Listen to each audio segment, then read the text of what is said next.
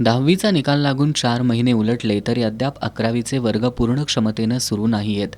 याबद्दल युवक विद्यार्थी पालक प्रवेश हक्क आणि संरक्षण संघटनेनं नाराजी व्यक्त केली आहे.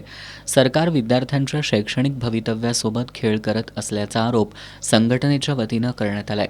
या दिरंगाईमुळे विद्यार्थ्यांच्या होणाऱ्या नुकसानीला कोण जबाबदार असा सवाल संघटनेच्या वतीनं उपस्थित करण्यात आलाय. त्याचबरोबर ज्या मुलांचा प्रवेश ऑगस्टमध्ये होणार आहे त्यांचा पोर्शन कोण घेणार याचा खुलासा करावा अशी मागणी संघटनेनं केली आहे. शिक्षण उपसंचालक महेश चोथे यांना याबाबतचं निवेदन देण्यात आलं.